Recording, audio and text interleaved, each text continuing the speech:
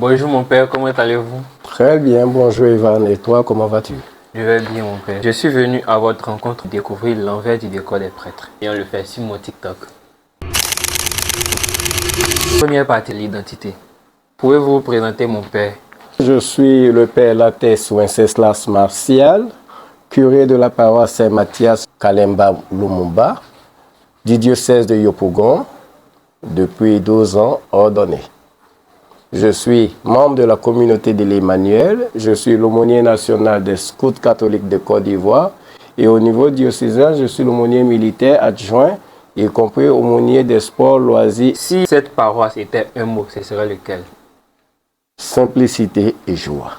Quelle est la différence entre cette paroisse et les autres paroisses? Il faut comprendre que la paroisse Saint-Mathias est une paroisse d'abord en construction comme pratiquement toutes les autres paroisses, mais le dynamisme, la joie des fidèles fait que, à l'égard des autres paroisses, elle sort du quotidien des autres. Pourquoi? Parce que cette joie a fait que cette paroisse, avec l'amour qu'il a au sein de cette paroisse, les uns et les autres se donnent à fond et avec une volonté de pouvoir rendre davantage cette église belle et meilleure. Donc, à la différence des autres, il y a un dynamisme, il y a une volonté, il y a une joie de vivre au sein de cette paroisse. Deuxième partie, le choix d'une vie. Avant de porter cette aube, mon père, quel était votre rêve lorsque vous étiez enfant? D'abord, tout petit, je rêvais de devenir un grand avocat. J'ai même fait la fac au niveau du droit. J'ai une maîtrise en carrière entreprise. Et en plus, je voulais être un très très bon footballeur. J'ai eu à jouer à l'Africa Minime. Mais le plan de Dieu n'est pas le plan des hommes. Dieu a bien voulu, suite à la crise sociopolitique qu'a connue notre pays, que je puisse, par le biais de la communauté de l'Emmanuel, où je suis membre, intégrer la formation religieuse. Je suis entré au séminaire d'Abadien-Doumé, après celui du grand séminaire d'Aniaman et aujourd'hui prêtre de l'église catholique du diocèse de Yopougon. Et comment votre vie a été, comment vos familles ont réagi par rapport à cette nouvelle voie? Il faut dire que ça n'a pas été aussi facile qu'on voudrait le dire, parce que tout laissé pour Dieu, il y a quand même des pincettes. Mais en même temps, avec sa grâce et puis le soutien de la famille, cela a été possible. Il faut dire que la famille m'a vraiment beaucoup soutenu. Tout petit, j'avais ce désir aussi, comme on aime le dire, en voyant un de mes oncles, aujourd'hui, Monseigneur Guillaume Animel, qui était adulé, aimé pratiquement de tous au niveau de la paroisse Sainte-Thérèse de Macorie, en voyant son enthousiasme, en voyant toute la joie qu'il dégageait, nous aussi, nous avons voulu reprendre ça plus tard. Et Dieu merci, étant prêtres, nous essayons de pouvoir remettre encore en place ce que Dieu a pu susciter dans le cœur de ce dernier.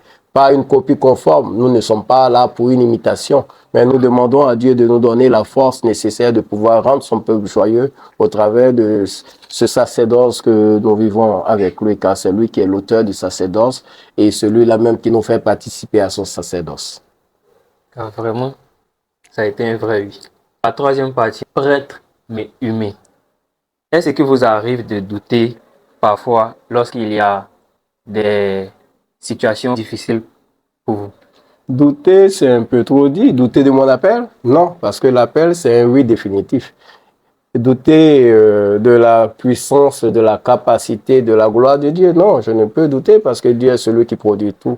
Mais en tant qu'humain, il peut m'arriver de douter souvent de mes capacités. Mais en même temps, je me réfère à Dieu. Car c'est lui qui est capable de tout, comme on le dit. Rien n'est impossible à Dieu. Je ne suis pas surhumain. Je ne suis pas extraordinaire. Il y a aussi des faiblesses qui peuvent nous arriver.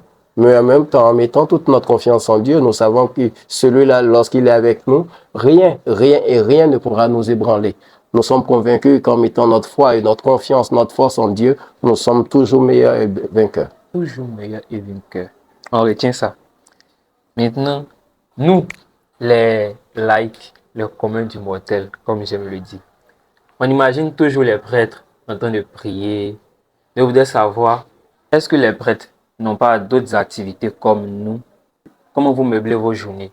D'abord, il faut savoir que le prêtre est pris au milieu de son peuple, donc vit les réalités de son peuple. C'est-à-dire, par exemple, le sport, certains loisirs, nous le faisons comme tout homme. Nous ne sommes pas extraordinaires. Mais en même temps, la prière, comme le temps de carême nous le demande, nous sommes tenus de pouvoir avoir une vie de prière pour être modèle auprès de nos frères qui nous suivent et qui nous écoutent. C'est une recommandation du Seigneur. Priez sans cesse. Oui, priez même dans le secret. C'est pas tous les jours que vous nous voyez intimement prier. Mais en même temps, il y a ce qu'on appelle les prières personnelles du prêtre au travers des offices. Nous avons l'office du milieu du jour, nous avons l'office des lectures, nous avons les vêpres, nous avons les complis que nous faisons régulièrement. Et le prêtre est tenu de le faire. Mais en même temps, le prêtre, comme tu le dis, il peut se retrouver avec des amis, prendre un pot. Le prêtre peut être en train de jouer au foot avec ses amis. Le prêtre peut aller regarder une séance de cinéma. Ça ne gêne pas. Donc le prêtre, c'est un homme comme tout homme, mais un homme qui est épanoui en Dieu. Voilà. Quatrième partie, le message qui sauve. Mon père, quel est votre verset ou une phrase qui vous accompagne au quotidien? Demandez et vous recevrez. Matthieu 7, 7. Qui demande obtient toujours de la part de Dieu. Ne pas s'empêcher de demander l'aide du Seigneur lorsque nous faiblissons et savoir que en Dieu, nous avons toujours la victoire.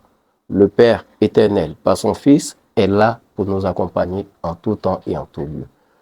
Soyons confiants, soyons joyeux, soyons toujours joyeux et aimons-nous vivants. Dieu nous aime comme il nous le recommande. Aimez-vous les uns les autres. C'est à travers l'amour que nous aurons les uns pour les autres que l'on reconnaîtra que vous êtes mes disciples, dit le Seigneur.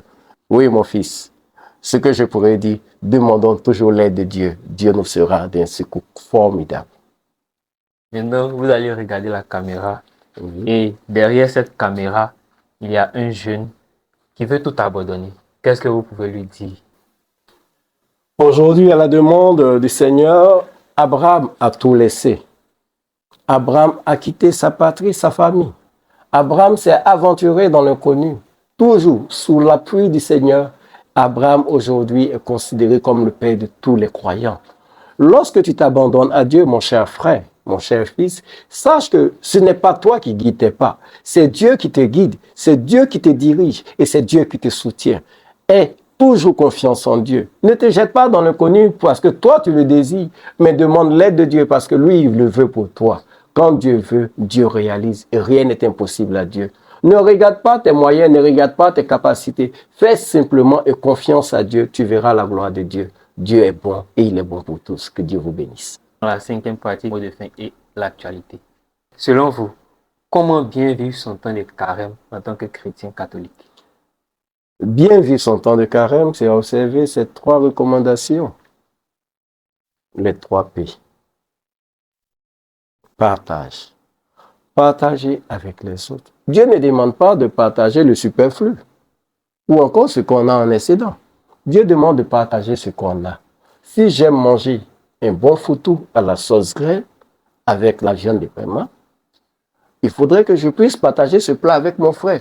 Ne pas dire, moi je vais manger ça et toi tiens une caisse, un billet de 500 va acheter quelque chose à manger. Non, c'est ce que je mange que je dois pouvoir partager. C'est ce que j'aime que je dois pouvoir partager. Et le Seigneur le dit, ce que tu voudrais qu'on te fasse, fais-le pour l'autre. Le partage est essentiel dans ce temps de carême.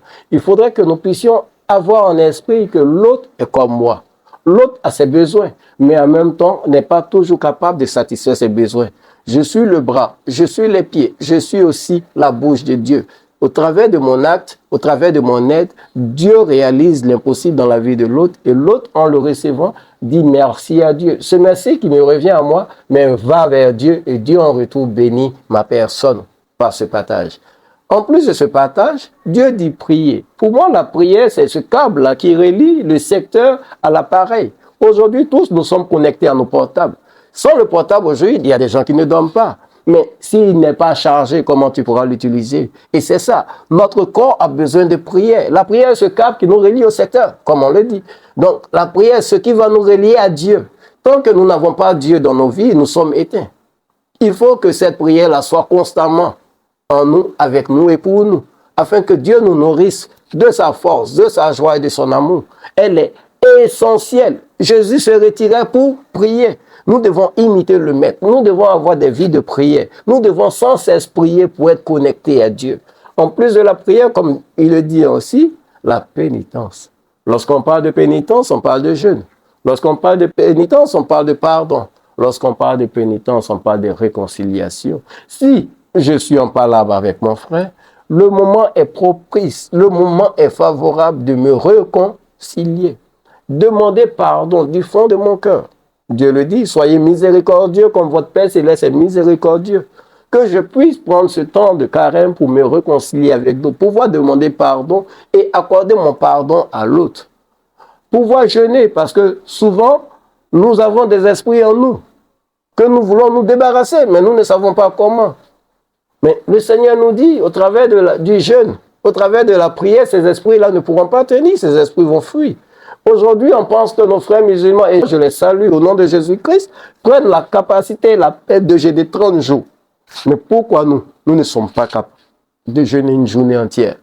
On nous parle du mercredi des cendres et du vendredi saint. Mais nous avons la possibilité de jeûner aussi les autres jours. Donc ce jeûne est essentiel. Il est primordial parce que c'est une âme efficace dans le combat spirituel. Le jeûne déjà annule en moi tout orgueil parce que je me sais faible. Puisque j'ai faim, est-ce que je peux insulter les autres? Non, je vais me calmer. Donc ce jeûne-là m'apporte un abaissement intérieur. Et ce jeûne me permet davantage de comprendre Dieu et d'être en Dieu, avec Dieu pour Dieu. Que Dieu nous bénisse. Ce temps est un temps favorable, ce temps de carême. Vivons-le dans la joie, vivons-le avec paix et amour. Donnons l'envie aux autres de vivre dans la joie des enfants de Dieu. Merci encore, Ivan, pour ce temps que tu m'as accordé. Merci beaucoup, mon Père, pour cette interview que nous avez accordée. Merci pour tout ce que vous faites pour nous, les jeunes, surtout. Et nous vous souhaitons un bon temps de carême. Merci, mon fils. Que Dieu te bénisse. Amen. Tu as de la valeur. Tu n'es pas seul. Et ce n'est pas fini. Que Dieu nous bénisse.